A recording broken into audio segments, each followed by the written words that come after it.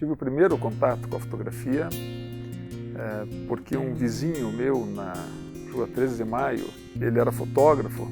Eu vi ele fotografar e achava estranho aquela câmera, aquele objeto, né? Até que ele me convidou para assisti-lo a revelar um filme e fazer as cópias da fotografia. E aquele papel branco que de repente, mergulhado num líquido, começava a surgir a imagem. Aquilo ali eu lembro até hoje e era mesmo uma coisa mágica, né? E aquilo me deixou intrigado. E ele viu que eu gostei muito e no meu 6º aniversário ele me deu uma câmera de presente, uma câmera Capsa.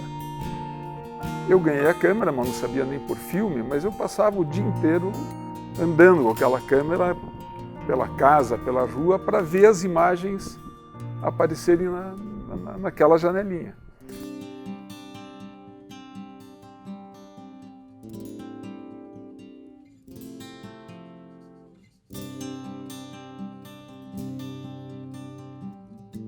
Comecei a pensar, puxa, é tão bom isso, acho que eu vou viver fazendo isso, né?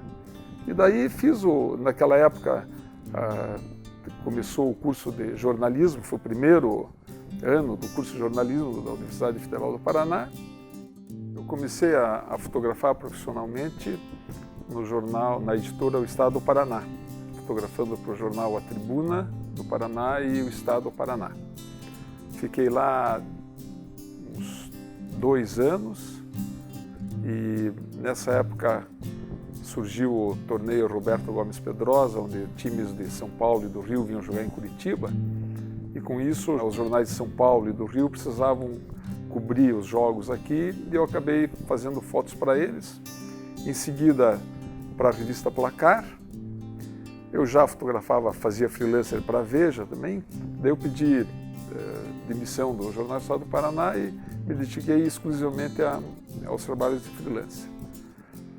Em 73, a editora Abril precisava credenciar os fotógrafos para a Copa do Mundo da Alemanha. Naquela época, para você credenciar fotógrafo, eles precisavam ser efetivados na revista.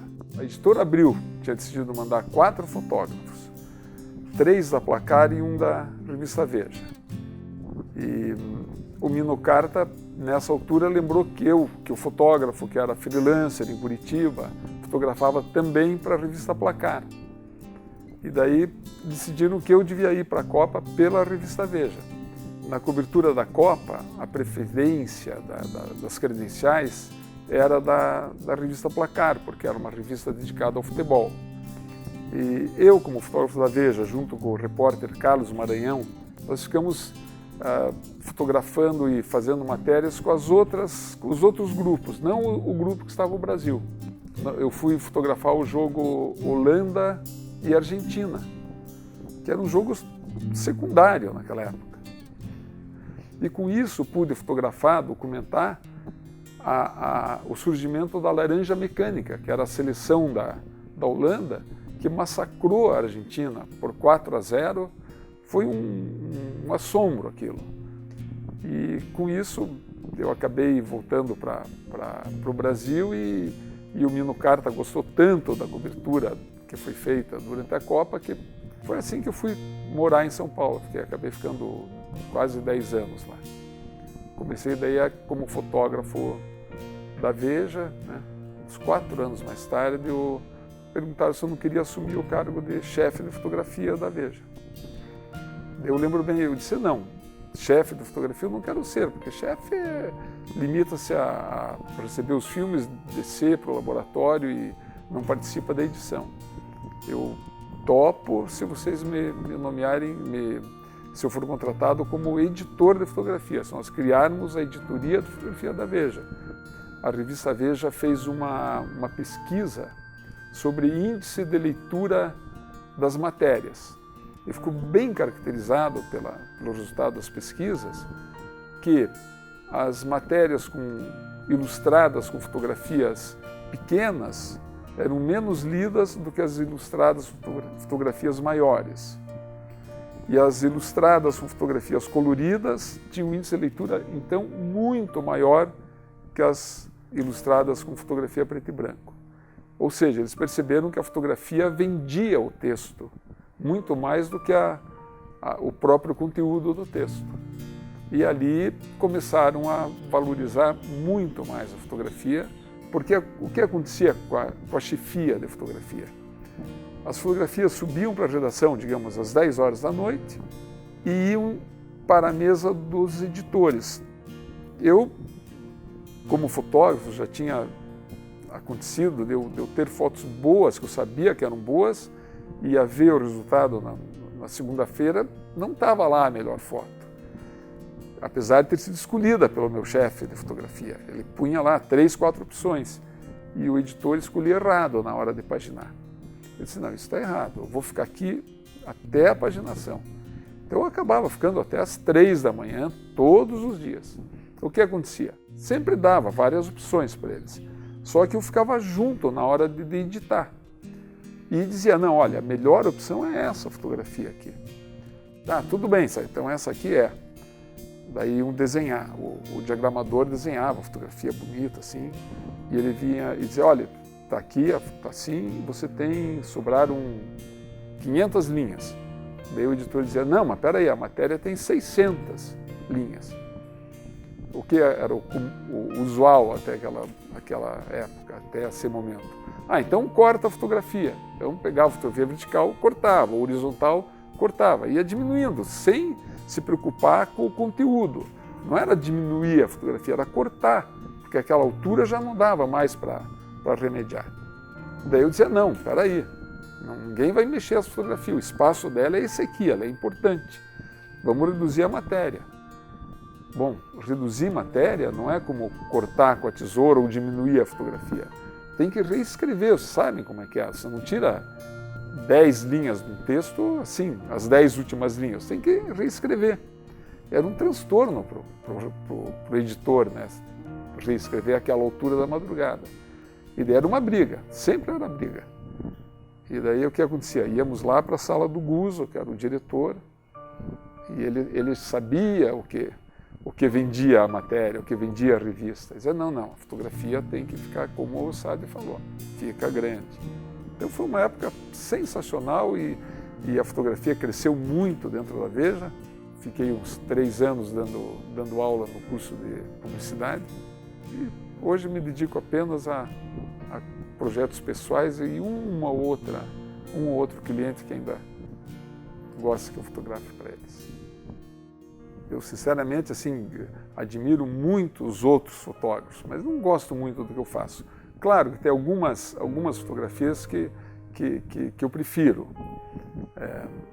não tanto pela forma, mas pelo conteúdo delas. Uma delas é a foto do Maradona, quando a Argentina foi campeã do mundo no México, que eu tive a oportunidade de estar do lado dele, e a Placar deu a capa, né? Foi a única revista aqui da América do Sul que deu aquela capa. A outra é do Ayrton Senna, quando ele ganhou o Grande Prêmio de Mônaco, que ele foi festejar abriu a champanhe para festejar, e a comemoração é junto com a família real ali. Ele, em vez de jogar a champanhe nos fotógrafos e na equipe, como normalmente fazem, ele jogou e em seguida virou para o príncipe René, para a Caroline e molhou o pessoal com a champanhe. Também essa é uma foto que a Grid daí deu em página inteira, então foi bem bacana.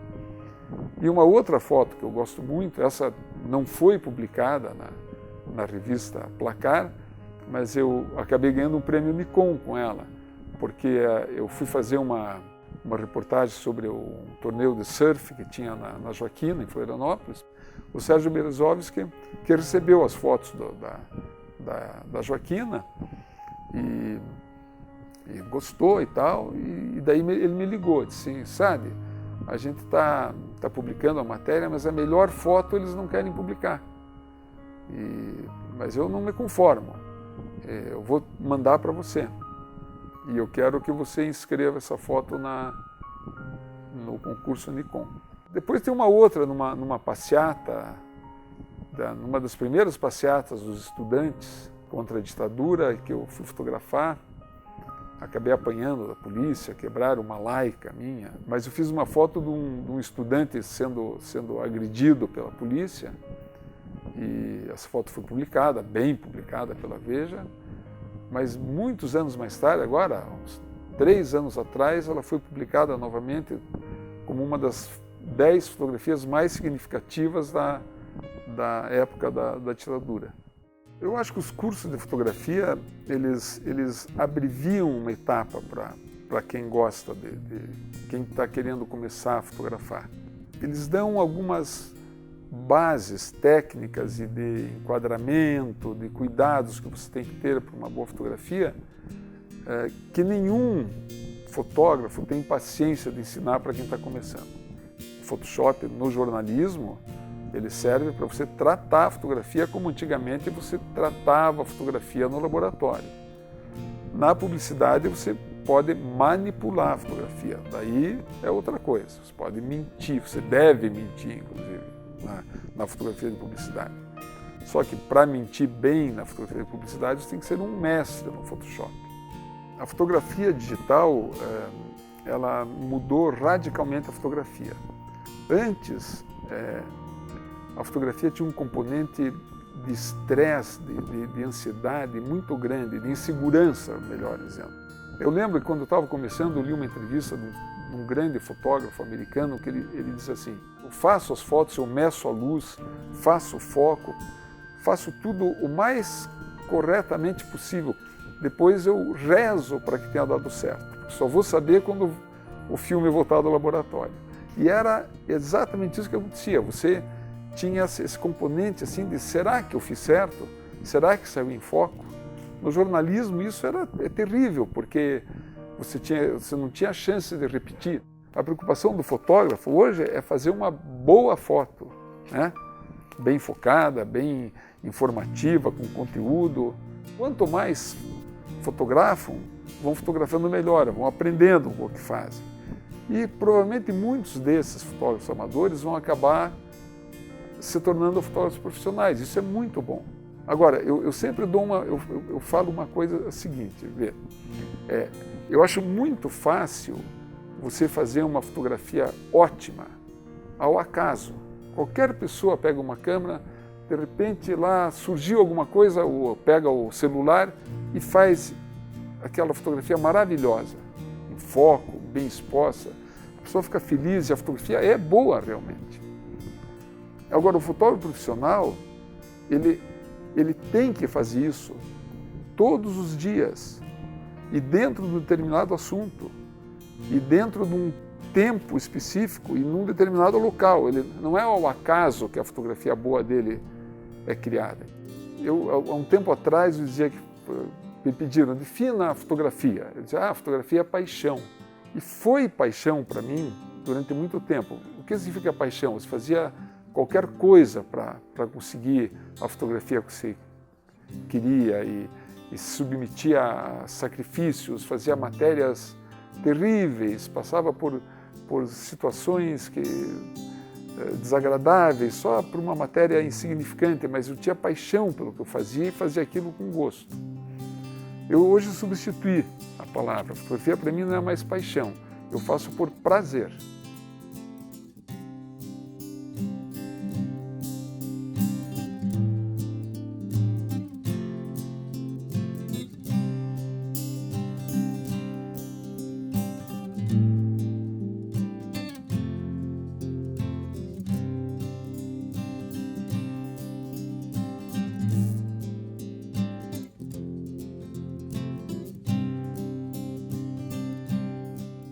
O chefe dos cursados disse, escuta, agora que terminou tudo, vamos tomar uma cerveja ali, que sempre tem um bar perto do escritório do jornalista, né?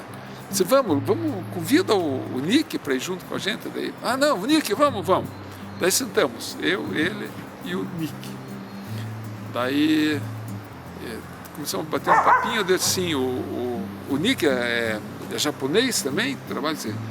Disse, não, você não conhecia o Nick? Disse, não. Ele é vietnamita. Disse, poxa, que legal. Mas é fotógrafo. Então, sim, ele ganhou o prêmio Pulitzer o ano passado. Daí Isso, com qual foto? Ah, daquela menininha queimada, correndo. Não sei se você já viu essa foto. Que essa foto praticamente definiu o final da Guerra do Vietnã, porque os americanos ficaram abobados com o que acontecia lá, né? Ele tinha ganho o prêmio Pulitzer. Daí eu peguei um cartão dele, tudo. Disse, imagina se eu brasileiro ia me submeter a ficar correndo para lá e para cá por um fotógrafo, né? E o cara, foi uma lição de humildade, assim, o cara era um monstro. Ele tem um museu Nick Ute hoje em Londres por causa dessa foto. O cara nossa, você não imagina, é incrível.